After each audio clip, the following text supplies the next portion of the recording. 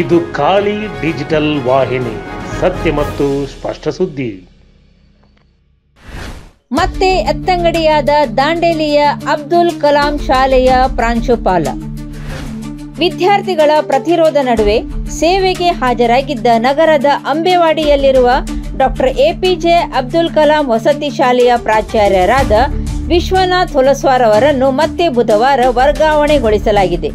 ಸಾರ್ವಜನಿಕ ಮತ್ತು ಆಡಳಿತಾತ್ಮಕ ಹಿತದೃಷ್ಟಿಯಿಂದ ತಕ್ಷಣದಿಂದ ಜಾರಿಗೆ ಬರುವಂತೆ ಹಾಗೂ ಮುಂದಿನ ಆದೇಶದವರೆಗೆ ವಿಶ್ವನಾಥ್ ಹೊಲಸ್ವಾರ್ ಅವರನ್ನು ಹುಬ್ಬಳ್ಳಿಯ ಅಂಚಟಗೇರಿಯ ಡಾಕ್ಟರ್ ಎಪಿಜೆ ಅಬ್ದುಲ್ ಕಲಾಂ ವಸತಿ ಶಾಲೆಯ ಪ್ರಾಚಾರ್ಯರಾದ ಸುಷ್ಮಾ ಎಂಪಿ ಅವರ ಸ್ಥಳಕ್ಕೆ ವರ್ಗಾಯಿಸಿ ಅಲ್ಪಸಂಖ್ಯಾತರ ಕಲ್ಯಾಣ ಇಲಾಖೆ ಇದರ ಸರ್ಕಾರದ ಅಧೀನ ಕಾರ್ಯದರ್ಶಿ ನಾಗರಾಜ್ ಅವರು ವರ್ಗಾವಣೆಗೊಳಿಸಿದ್ದಾರೆ.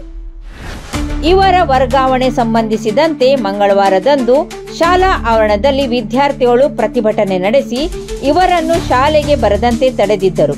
ಈ ಸಂದರ್ಭದಲ್ಲಿ ನಗರದ ಪೊಲೀಸರು ಪ್ರಾಚಾರ್ಯರಿಗೆ ಬಿಗಿ ಬಂದೋಬಸ್ತ್ ನೀಡಿ ಶಾಲಾ ಆವರಣದಿಂದ ಹೊರಗೆ ಕಳುಹಿಸಿದ್ದರು. ಈ ಘಟನೆ ಸಂಬಂಧಿಸಿದಂತೆ ನಿನ್ನೆ ಪೊಲೀಸರು ಪತ್ರಕರ್ತರ ಮೇಲೆ ದರ್ಪ ತೋರಿಸಿದ ಘಟನೆ ನಡೆದಿತ್ತು. ಈ ಕುರಿತು ಇಂದು ದಾಂಡೇಲಿಯ ಕಾರ್ಯನಿರತ ಪತ್ರಕರ್ತರ ಸಂಘದ ವತಿಯಿಂದ ತಹಶೀಲ್ದಾರ್ ಶೈಲೇಶ್ ಪರಮಾನಂದ್ ಅವರಿಗೆ ಮನವಿ ಸಲ್ಲಿಸಿದ್ದಾರೆ.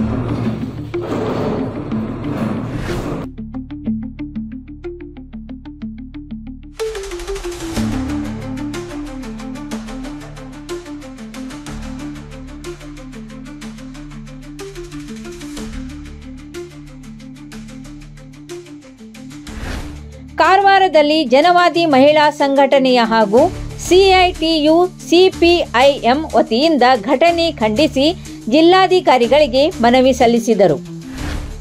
ಹಳಿಯಾಳ್, ಶಿರ್ಸಿ, ಮುನಗೋಡ್ ಮತ್ತು ಇತರೆ ತಾಲೂಕುಗಳ ಕಾರ್ಯನಿರತ ಪತ್ರಕರ್ತರ ಸಂಘದ ವತಿಯಿಂದ ಸ್ಥಳೀಯ ಅಧಿಕಾರಿಗಳಿಗೆ ಮನವಿ ಸಲ್ಲಿಸಿದ್ದಾರೆ.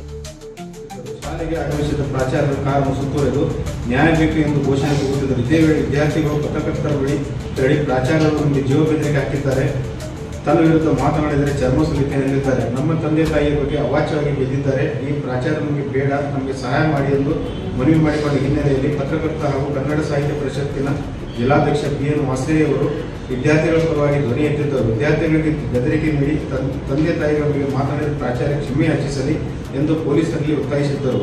ದಾಂಡೇಲಿ ಪತ್ರಕರ್ತರ ಸಂಘದ ಅಧ್ಯಕ್ಷ ಸಂದೇಶ್ ಜೈನ್, ಕಾರ್ಯದರ್ಶಿ ಗುರುಶಾ ಜಡೆ ಹಿರೇಮಠ್, ಖಜಾಂಚಿ ಅಕ್ಷಯಗಿರಿ ಗೋಸಾವಿ, ಅಫ್ತಾಬ್ ಸೇಖ್ ಕೂಡ ಇದಕ್ಕೆ ಜೊತೆಗೆ ಪೊಲೀಸರಲ್ಲಿ ಒತ್ತಾಯಿಸುತ್ತಿದ್ದರು. ಈ ಸಂದರ್ಭದಲ್ಲಿ ಸ್ಥಳಕ್ಕೆ ಆಗಮಿಸಿದ ಸಿಪಿಐ ಭೀಮಣ್ಣ ಸೂರ್ಯ ಅಲ್ಲಿಯ ವಾಸ್ತವತೆಯನ್ನು ತಿಳಿದುಕೊಳ್ಳುವ ಮುನ್ನವೇ ವಿದ್ಯಾರ್ಥಿಗಳ ಸಮಸ್ಯೆ ಆಲಿಸುವ ಮುನ್ನವೇ ಏಕಾಏಕಿ ಪತ್ರಕರ್ತರನ್ನು ಎಳೆದಾಡಿ ದರ್ಪ ತೋರಿಸಿದರು. ಇದೆಲ್ಲ ಮಾಡಲು ನೀವ್ಯಾರ ಪತ್ರಕರ್ತರನ್ನು ಈರದವರಿಗೆ ಕೋಪದಿಂದ ಪ್ರಶ್ನಿಸುತ್ತಾ ನಿಮ್ಮ ವೈಯಕ್ತಿಕ ಹಿತಾಸಕ್ತಿಗೆ ಇದೆಲ್ಲ ಮಾಡುತ್ತಿದ್ದೀರಿ ಎಂದು ಪತ್ರಕರ್ತರ ಮೇಲೆ ಏರಿ ಹೋದರು. ಪತ್ರಕರ್ತರು ವಾಸ್ತವ ತಿಳಿಸುವ ಪ್ರಯತ್ನ ಮಾಡಿದರೂ ಸಿಪಿಐ ಹೇಳಿಸಿಕೊಳ್ಳುವ ವ್ಯವಧಾನ ಬರಲಿಲ್ಲ. ಬದಲಾಗಿ ತಮ್ಮ ಅಳಲು ಹೇಳಿಕೊಂಡ ಬಂದ ವಿದ್ಯಾರ್ಥಿಗಳನ್ನೇ ಬೆದರಿಸಿರುತ್ತಾರೆ ಎಂದು ದಾಂಡೇಲಿ ಪತ್ರಕರ್ತರಿಂದ ತಿಳಿದು ಬಂದಿದೆ.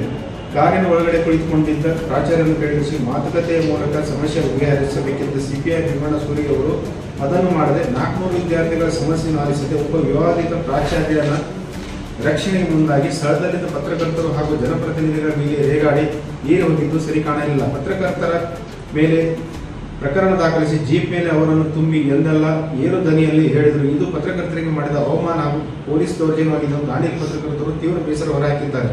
ಸಮಾಜದಲ್ಲಿ ಪತ್ರಕರ್ತರು ಕೂಡ ಗೌರವದ ಸ್ಥಾನದಲ್ಲಿ ಇದ್ದವರು.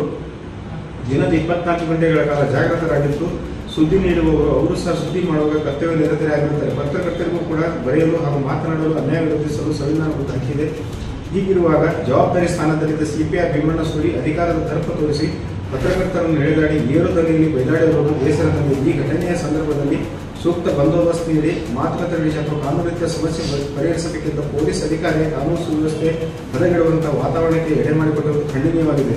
ಹಳೆಯಾಳ ಕಾರ್ಯಪತ್ರಕರ್ತರ ಸಂಘ ಈ ವಿಚಾರವನ್ನು ತೀವ್ರವಾಗಿ ಖಂಡಿಸುತ್ತದೆ. ಈ ಬಗ್ಗೆ ಈಗಾಗಲೇ ಮಾಧ್ಯಮಗಳಲ್ಲಿ ಸಚಿತ್ರ ವರದಿಗೂ ಕೂಡ ಪ್ರಕಟವಾಗಿ ಈ ಘಟನೆ ಕುರಿತಂತೆ ಪತ್ರಕರ್ತರನ್ನು ಎಳೆದಾಡಿ ದರ್ಪ ತೋರಿಸಿದ ಸಿಪಿಐ ಭೀಮಣ್ಣ ಸೂರಿಯವರ ಮೇಲೆ ಸೂಕ್ತ ಕಾನೂನು ಕ್ರಮ ಕೈಗೊಳ್ಳಬೇಕು ಹಾಗೂ ವರದಿ ಮಾಡಲು ತೆರಳುವ ಸಂವಿಧಾನದ 4ನೇ ಅಂಗವೆಂದೇ ಹೇಳಲಾಗುವ ಪತ್ರಕರ್ತರಿಗೆ ಸೂಕ್ತ ರಕ್ಷಣೆ ನೀಡಬೇಕೆಂದು ಮನವಿ ಮಾಡುತ್ತಿದ್ದೇವೆ. ಕರ್ನಾಟಕ ರಾಜ್ಯ ಕಾರ್ಯಕರ್ತರ ಸಂಘ ಹಳಿಯಾಳ್ ಹಾಗೂ ಕರ್ನಾಟಕ ರಾಜ್ಯ ಕಾರ್ಯಕರ್ತರ ಸಂಘದ ಪತ್ರಕರ್ತರ ಧ್ವನಿ ಸಂಘದ ಎಲ್ಲ ಸದಸ್ಯರು